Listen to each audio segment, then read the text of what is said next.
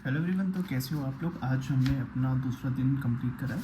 आपको पता है कि मैं रात में स्टडी करता हूँ, दिन में मेरे को टाइम नहीं मिलता। तो उसका रीज़न मैं बताता हूँ आपको। रात में मैं स्टडी करता हूँ तो सुबह 5 साढ़े 5 बजे तक, फिर उठ के मैं अपने घर के चोर्स करता हूँ, पार्क जाता हूँ, रनिंग करता हूँ, वहाँ से आता हूँ, नाश्ता बनाता हूँ, खाता हूँ। उसके बाद मैं जो अपने थोड़े बहुत काम वगैरह होते हैं उसे करके सो जाता हूँ। फिर मैं उठता हूँ शाम को, अपनी क्लासेस वगैरह लेता हूँ, स्टेनो करता हूँ, ट्रांसक्रिप्शन करता हूँ, फिर वापस से पढ़ने बैठ जाता हूँ। ठीक है। और ये न्यूज़पेपर ये भी करता हूँ।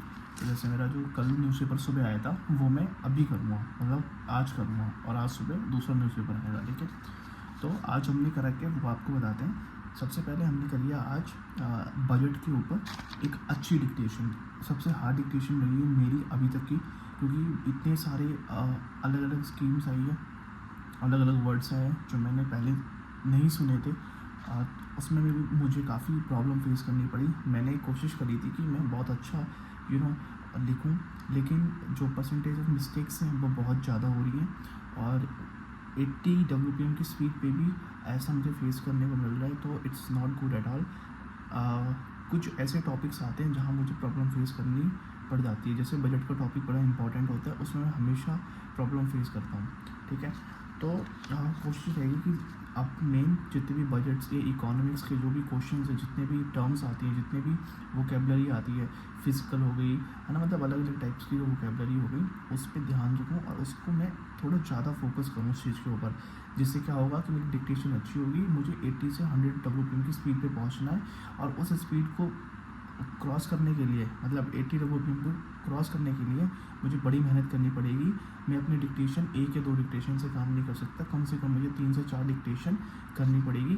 ठीक है। और डिक्टेशन के साथ सबसे इंपॉर्टेंट चीज़ ये आती है कि हमें इसकी स्केचिंग भी करनी है। मैं स्केचिंग करता हूँ, मैं एक बार करता हूँ स्केचिंग, लेकिन एक बार स्केचिंग इंपॉर्टेंट नहीं है। स्केचिंग करनी है काफ़ी 2-3 बार करनी है। अगर हम 3 डिक्टेशन कर रहे हैं तो तीनों डिक्टेशन की कम से कम 2-2 बार स्केचिंग होनी चाहिए। और एक स्केचिंग में ना करते हुए भी 50 से 1 घंटा आराम से लग जाता है। ठीक है।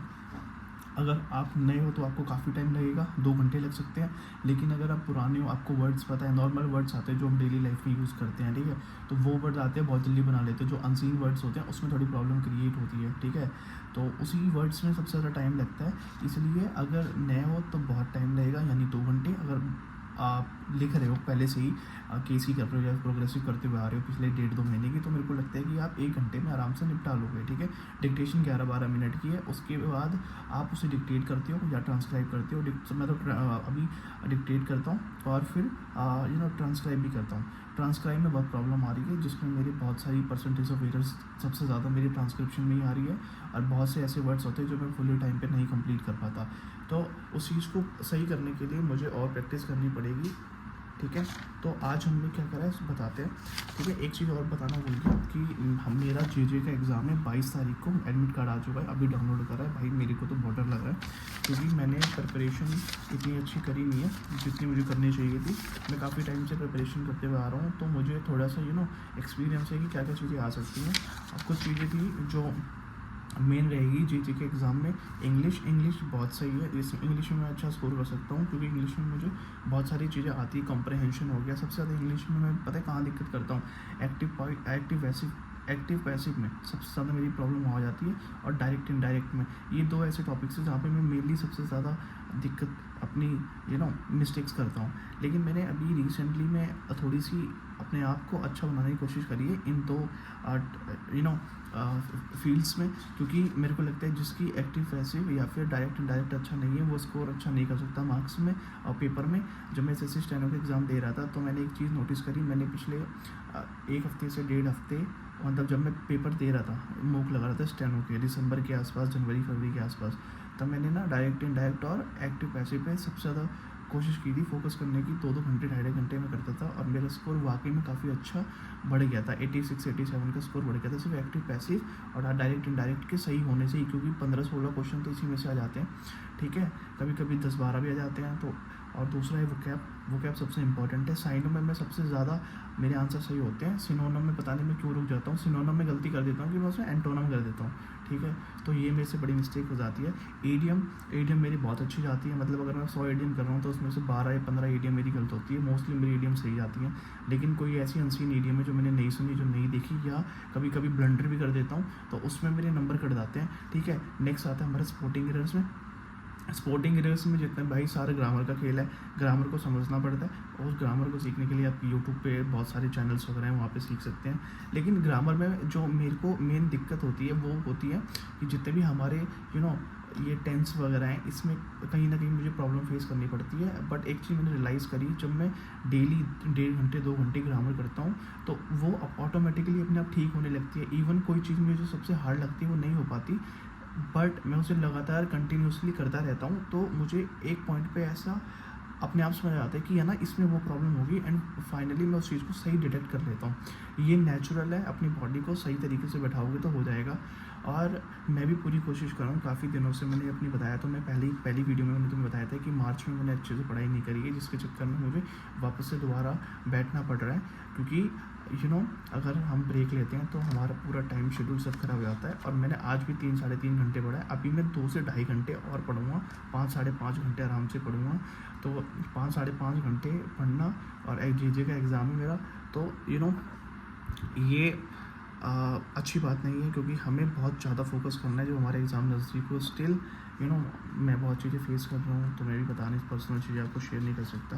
बट उसके बाद आता है हमारा PQRS एंड आर्टिकल्स फिलअप। तो आर्टिकल्स फिलअप में तो इतनी प्रॉब्लम क्रिएट नहीं होती, बट हाँ, आर्टिकल्स में मतलब मेन आर्टिकल्स आप क्वेश्चंस करते रहोगे ना, आप अपने आप कर लोगे। और कल जो मैंने वीडियो डाली थी उसमें मैंने ना गलती से जनरल वाली दिखा दी थी, जो कि मुझे दिखानी चाहिए थी SSC वाली बुक, ये रही, ठीक है। जनरल वाली बुक दिखा दी थी, मैंने ध्यान नहीं दिया, तो उसके लिए मैं माफ़ी चाहता हूँ। नेक्स्ट टाइम से मैं ऐसा नहीं करूँगा, ठीक है।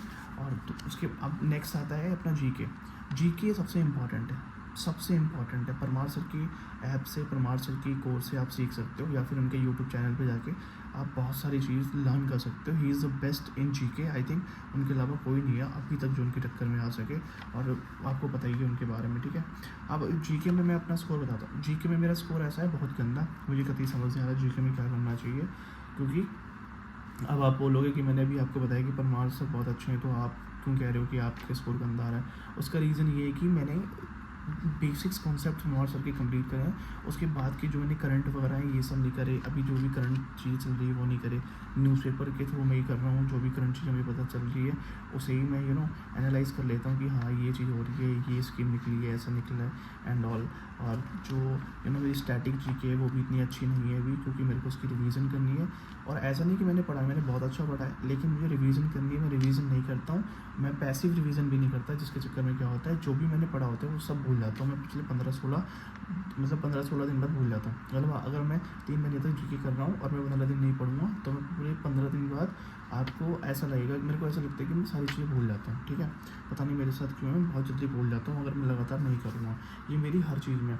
नेक्स्ट आता है रीजनिंग में मेरा स्कोर 50 में से 42, 41, 40 ये रहा है अभी तक का, ठीक है। अभी रीजनिंग खुद नहीं करी, अभी बैठ रहा हूँ क्योंकि पहली वीडियो बनाई है कल, आज सेकंड वीडियो बना रहा हूँ, तो अभी रीजनिंग करेंगे। आज कोशिश करूँगा रीजनिंग करूँ, नहीं कर पाऊँगा तो भी कोई बात नहीं, बट स्टिल हमें रीजनिंग करनी, क्योंकि रीजनिंग में बहुत इंपॉर्टेंट है। रीजनिंग आपको सर का नाम याद है, तिवारी सर हैं, ठीक है, मेरे को एग्जैक्ट नाम नहीं आ रहा, अड्डा अकेडमी के, उनसे पढ़ता हूँ मैं, तो उन्होंने मेरा काफ़ी स्कोर सुधारा है। रीजनिंग में ऐसा व्यक्ति था जिससे सबसे ज़्यादा डर लगता था, 50 में से मेरे 22-23 नंबर आते थे, अब 40-41 आ रहे हैं। लेकिन अभी मैंने मूव नहीं लगाया, इसलिए मैं अभी रिसेंट का स्कोर आपको नहीं बता पाऊँगा। रिसेंट का स्कोर जैसे ही आएगा वैसे ही मैं आपको शेयर करूँगा, और शायद कल से मैं मूव लगाना भी स्टार्ट कर दूँ, ठीक है, वो भी मैं आपको दिखाऊंगा। नेक्स्ट चीज़ है, आज मैंने क्या क्या करा मैं आपको वो दिखाता हूँ, थोड़ी सी चीज़ें हैं जो मैं आपको दिखाना चाहूँगा। अगर आपके पास टाइम है तो प्लीज़ देख सकते हैं, और अगर आपके पास कोई डाउट्स हैं या फिर आपने अभी तक प्रिपरेशन स्टार्ट नहीं करी तो भाई कर दो, क्योंकि एग्ज़ाम बहुत नज़दीक में, हमारे बहुत सारे एग्ज़ाम आ रहे हैं। लास्ट डेट है 25 मार्च DSSP के पेपर की, ASO का जो एग्ज़ाम है उसका फॉर्म भर दो, फिलअप कर दो, मैंने नहीं भरा है, मैं फॉर्म फिलअप कर दूँगा। मैं कुछ प्रॉब्लम फेस कर रहा हूँ, that is why I am not filling the form, और कोशिश रहेगी कि मैं 1-2 दिन में फॉर्म भी फिलअप कर दूँ। तो जो मैंने भी करा है वो मैं आपको दिखाता हूँ, ठीक है। तो अभी आज मैंने करे थे ईडियम 56 ईडियम्स कर दिए, जिसमें मेरे इतने ईडियम्स थे वो कहीं ना कहीं गलत निकले, तो जो गलत निकलते वो उसमें लिख लेता हूँ, और नेक्स्ट डे जब मैं अपने ईडियम करने जाता हूँ तो दोबारा मैं इसको पहले रिवाइज़ करता हूँ, फिर ईडियम करता हूँ। इसके बाद मैंने करे 103 एंटो देख लो सारे के सारे, ये जो मेन एंटो है मैंने गलत करे वो मैंने यहाँ लिख दिए, ठीक है। ये फिर 100 साइनो करे मैंने, 100 साइनो। सबसे ज़्यादा प्रॉब्लम मैंने साइनो में करी है एज़ कम्पेयर टू एंटो, बट इट्स ओके, क्योंकि मेरे को लगता है डेली करना चाहिए। मुझे बहुत सारी गलतियाँ निकलेगी, वही एंटो जो है ना सिम साइनो वो वापस से रिपीट होती रहेगी। ये CHSL वाली है और ये भी CHSL वाली है, ठीक है। और जो एक मैं आपको चैनल डिस्क्रिप्शन में बोलोगे तो मैं दे दूँगा आपको, उन सर की टेलीग्राम चैनल पे ज्वाइन कर लेना। वो साइन और एंटो जितने भी हमारे एग्ज़ाम्स में आते रहे अभी तक के वो सभी करवाते हैं, ठीक है। ये करा, और आपको पता है बजट की मैंने जैसे भी मैंने बताया, मैंने आपको बजट पे करा था, तो आपको दिखा देता हूँ। ये रहा हमारा 13 एक्सरसाइज, ये बजट की एक्सरसाइज है। तो इसमें ना मेरी बहुत मिस्टेक हुई है, ये देखो बहुत मिस्टेक हुई है, मतलब आपको समझ भी नहीं आएगा, ठीक है। बहुत मिस्टेक करी है मैंने बजट में, मेरी बहुत मिस्टेक हो रही है। लेकिन फिर उसके बाद मैंने स्केचिंग करी है, स्केचिंग में मैंने बहुत अच्छे से समझ के चीज़ें करी है। इवन आई कैन मैं पढ़ भी सकता हूँ काफ़ी जल्दी से, क्योंकि मैंने इसकी बहुत अच्छे से डिक्टेशन दे दी है, तो मुझे इतनी प्रॉब्लम फेस करने को अब नहीं होगी जैसे पहले हो रही थी, ठीक है। कुछ वर्ड्स थे जैसे देखो ये अमृतकाल, तो इसमें बड़ी प्रॉब्लम हुई कि मतलब प्रॉब्लम नहीं, मतलब जो जब एक साथ चलता है ना तो समझ नहीं आता है कि आउटलाइन कैसे बनेगी। आउटलाइन बनाने के बाद भी आउटलाइन भूल जाता हूँ पढ़ना कि ये क्या है, ठीक है। ये कर लिया है। अभी देखो इंग्लिश की बात करते हैं। इंग्लिश में ये रही हमारी pinnacle is the best book I think I ever have. इससे मैंने बहुत सारी चीज़ें लर्न करी हैं। ये मेरी रफ देखो, जैसे मेरा पूरा भर जाता है ना, तो बैक साइड में मैं क्या करता हूँ, ऐसे रफ बना लेता हूँ और इस पर क्वेश्चन सॉल्व करता हूँ। इस पर PQRS एंड अभी मैंने बताया आपको कि GK के एग्जाम में 1 वर्ड सब्स्टिट्यूशन आ रहे हैं, बहुत इंपॉर्टेंट है। तो इसके थ्रू 1 वर्ड सब्स्टिट्यूशन 650 750 सब्स्टिट्यूशन है इसके अंदर, 676 पता नहीं कितने 750 ऐसे कुछ है। तो ये सब्स्टिट्यूशन है। अभी इसमें से कम 50-60 सब्स्टिट्यूशन करूँगा, फिर उनके सारे आंसर्स देखूँगा। एंड बहुत आसान है, बहुत इजी है करना। मुझे सब्स्टिट्यूशन में सबसे ज़्यादा मज़ा आता है, क्योंकि मुझे लगता है सब्स्टिट्यूशन एक ऐसे वर्ड्स हैं जो हमें बहुत हेल्प करते हैं हर जगह पे, ठीक है। जैसे मैं बहुत से अलग अलग वर्ड सीखता हूँ, ठीक है। तो सबसे अच्छी बुक है, अगर आपको करना है तो आप भी ले सकते हैं ये बुक। अगर आप बोलोगे तो मैं इसका आपको डिस्क्रिप्शन में भी डाल दूँगा, आप वहाँ से भी ख़रीद सकते हैं। बट ये जो मेन पॉइंट है जो आपको ये बातें बताने का, वो ये कि मेरी प्रिपरेशन जर्नी थोड़ी टफ़ हो रही है। टफ़ इसलिए हो रही है क्योंकि मैं बहुत चीज़ें फेस कर रहा हूँ अभी करंट में। डिप्रेशन भी हुआ था, डिप्रेशन इन द मीन्स कि कुछ करा नहीं जा रहा, कुछ पढ़ा नहीं जा रहा, एंड बोरियत बहुत आ रही है और काफ़ी हार्ड टाइम चल रहा है। फैमिली प्रेशर भी बहुत ज़्यादा है, एग्ज़ाम्स नहीं निकल रहे हैं, and I have not any other source to earn. तो मेरे को बहुत प्रॉब्लम इस चीज़ के लिए फेस करनी पड़ रही है। और मुझे लगता है सारी प्रॉब्लम ना जितने भी स्टूडेंट्स की रहती है वो फाइनेंशियल इनकम रहती है। जैसे मेरी बहुत ज़्यादा फाइनेंशियल इनकम उस पर बहुत ज़्यादा स्ट्रेस पड़ता है मुझे कि मैं कुछ अर्न नहीं कर रहा। अभी तक मेरे को 2-2.5 साल हो चुके हैं, एंड एग्ज़ाम्स भी बहुत पास में निकलेगा कि नहीं निकलेगा एंड ऑल। आई थिंक हमें डरना नहीं चाहिए, जो भी होगा अच्छे के लिए होगा। This is why I started this vlog.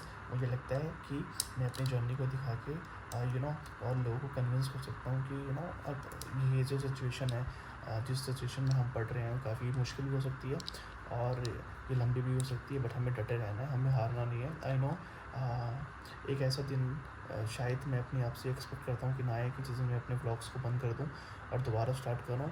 I want मैं अपने व्लॉग्स को लगातार कंटिन्यू करूँ। और हाँ, मैं डेली मेडिटेशन करता हूँ 5 मिनट की, जो मैं वीडियो यूट्यूब पे डालता हूँ। अगर आप एक्साइटेड हैं और ज्वाइन करना चाहते हैं तो मेरे साथ वहाँ पे ज्वाइन कर सकते हैं, ठीक है। अभी मेरे 50 सब्सक्राइबर हो जान दो, उसके बाद मैं लाइव करूँगा, आपको दिखाऊँगा, हम लाइव मेडिटेशन करेंगे। नेक्स्ट हमारा आएगा आता है रनिंग। सुबह में 5:30 उठता हूँ, अपने घर के चोर्स करने के बाद रनिंग करने जाता हूँ। 1.5 से 2 घंटे रनिंग करता हूँ, 4-5 किलोमीटर डेली करता हूँ, कभी कभी 3 किलोमीटर करता हूँ। डिपेंड करता है कि मैं कैसे रनिंग और कितना रनिंग करना चाहता हूँ उस चीज़ पर। उसके बाद अपने वापस से बैक टू लाइफ आके सो जाता हूँ खाना वाना खा के। और हाँ, एक और चीज़ बता रहा हूँ, सबसे मेन, मैंने शुगर छोड़ दी। मैं शुगर कतई नहीं खा रहा। आज मेरे को कितना 7वां या 8वां दिन हो गया मैं शुगर नहीं खा रहा। आपने देखा होगा मैंने पोस्ट डाली थी जिसमें मैं डार्क चॉकलेट खा रहा हूँ, ठीक है। उसमें 50% डार्क चॉकलेट है, इट्स गुड फॉर हेल्थ, तो मुझे अच्छी लगती है। मैं बहुत कम कंज्यूम करता हूँ, बट येस मैं करता हूँ, तो अभी से मैंने स्टार्ट करा है और मुझे पहले डार्क चॉकलेट के बारे में कुछ भी नहीं पता था, तो I think it's the best thing that I ever have, और काफ़ी अच्छी है। मैंने उसके बारे में काफ़ी रिसर्च भी करी है। कोशिश करेंगे हम शुगर को पूरा एलिमिनेट करें, और जो ये अपनी रिफाइंड शुगर होती है जो मतलब बन के आती है उस वो नहीं खाएंगे, नेचुरल शुगर खाएंगे, जैसे फ्रूट्स वगैरह में हो गई, ये सारी चीज़ें हैं, ठीक है। और भाई सुबह सुबह चाय वगैरह पीना छोड़ दो अगर आप पीते हो तो, it's not good for health, okay. तो और स्टूडेंट हो तो जो एनर्जी वगैरह आपको दे सके चीज़ें, उन चीज़ों को खाओ, फ्रूट्स खाओ, नारियल वारियल पियो, ठीक है। यही थी छोटी सी एक जर्नी जो मैं आपको दिखा रहा था। इफ़ अगर आपको मेरी वीडियो अच्छी लगी हो तो please like and subscribe to my channel. And मेरे में बहुत एनर्जी है बोलने की, पर मैं बोलूँगा नहीं, मुझे अपनी एनर्जी को कहीं और लगाना है। एंड अगर आपको कोई भी स्ट्रेस होता है, कोई भी परेशानी होती है जिस तो आपको समझ नहीं आता है क्या करना चाहिए, कौन से सिचुएशन पे आप अटके हुए हो, ठीक है, आप किसी एग्ज़ाम्स के बीच में फंसे हुए हो, या स्टार्टिंग करना प्रिपरेशन करना चाहते हो, या फिर करने के बाद आपका मन नहीं लगता मेरी तरह, तो आप मुझसे भी एडवाइस ले सकते हो। इफ़ आपके पास कोई जेन्युइन एडवाइस है तो आप मुझे कमेंट सेक्शन में ज़रूर बता सकते हो। एंड प्लीज़ आप वीडियो देखने के बाद कमेंट्स में मुझे ज़रूर एक होप दिया करें, जिससे मुझे अच्छा लगता है। And thank you so much for watching my vlog, and please like and subscribe to my channel. See ya, bye bye.